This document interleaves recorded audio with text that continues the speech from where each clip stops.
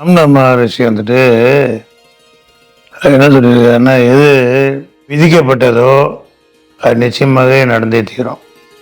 நீங்கள் என்ன செய்தாலும் சரி அதை மாற்றத்துக்கு what has been டெஸ்டின் to happen will happen no matter what you do to prevent it from happening. But what is not destined to happen will not happen no matter what you do to make it happen. புராண கதைகளில் தான் இருக்குதுலாம். அதாவது எது நடக்கணுமோ நடந்தே தீரும் அப்படின்ட்டு விஷ்ணு வந்துட்டு அவர் தரிசனம் படுறதுக்காக போகிறாரு சிவபெருமானை பார்க்கறதுக்கு, அவர் இருப்பிடத்துக்கு கைலாசத்தில். விஷ்ணுவுக்கு வாகனம் வந்து கருடன் தான்.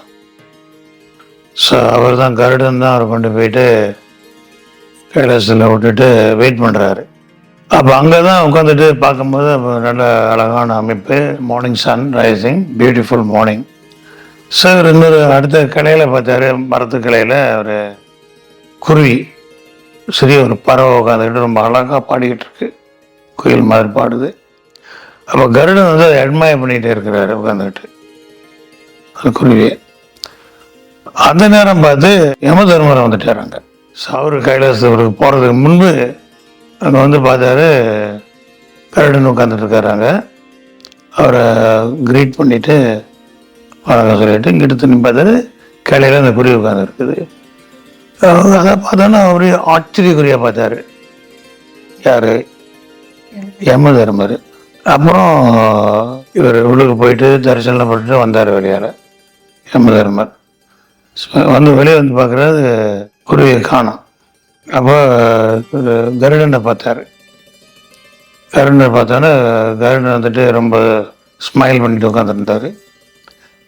அப்போ கருடன் கேட்குறாரு, சாமி நீங்கள் உள்ளுக்கு போகும்போது அந்த குருவியை பார்த்து ரொம்ப ஆச்சரியமாக பார்த்தீங்களா? ஏன் அந்த மாதிரி பார்த்தீங்க ஆச்சரியம்? ஸோ அப்போ தான் யமதர்மர் சொல்கிறாரு கருடனுக்கு, இல்லை நான் போகும்போது ரொம்ப ஆச்சரியக்கிட போனேன். இந்த குருவி வந்துட்டு அதோடைய விதி பிரகாரம் 10,000 கிலோமீட்டருக்கு அந்த பக்கம் ஒரு பெரிய ஒரு மலைப்பாம்பு காத்துக்கிட்டு இருக்குது இதை முழுங்கிறதுக்காக, அதோட விதி. ஆனால் அப்போ நான் என்ன யோசனை பண்ணேன், இன்னும் 10,000 கிலோமீட்டருக்கு எப்படி போக போகுதுன்ட்டு எனக்கு ஆச்சரியக்கிட போனேன் அப்படின்ட்டு. இப்போ எனக்கு தெரிஞ்சது நிறைவேறிடுச்சு அப்படின்ட்டு. இவர் என்ன செஞ்சுருக்கிறாருனாக்க கருடன், ஏன்னா யமதர்மனுடைய பார்வை பார்த்துருச்சுன்னா பட்டுருச்சுனாக்கா உயிர் போக போகுதுன்னு அர்த்தம். ஸோ கருடன் போயிட்டு அதை அழகாக தூக்கிக்கிட்டு 10,000 கிலோமீட்டரு பறந்து போய் ஒரு குகைகிட்ட விட்டுட்டு வந்துருச்சு. ஸோ அப்போ என்னோட ரேஷனல் என்னென்னா, எது நடக்கணுமோ நடந்தே தீரும். அதுக்கு வேண்டிய நபர்கள்லாம் முன்னு கொடுவாங்க அதை செய்து கொடுக்கறதுக்கு. புறமான அறிவுக்கு தெரியாதெல்லாம். ஸோ அந்த குருவி அங்கே போய் விட்டுட்டு வர்றதுக்கு நடக்கிறதுக்கு இருக்குது விதி. ஆனால் இவர் நினைச்சாரு அதை தவிர்த்துட்டாருன்ட்டு. கருடன், நீ என்ன பண்ணாலும் நடக்கிறது நடந்தாலும் நீ நினைச்ச நீ காப்பாற்றிட்டேன்றத, அது நடக்க வேண்டியது நீ போய் அங்கே விட்டு உடனே இருந்ததை போய் விட்டுட்டு வர்றதை முழுக்கிறதுக்கு. So what is happen would happen no matter what you do to prevent it from happening. So இது நேம் எனக்கு பொருத்தமாக இருந்தது. ஸோ பாமர மக்களுக்கு, ஆன்மீகத்தில் இருக்கிறவங்க எல்லாம் அது நாட் டசன்ட் ஹோல்ட் குட். அது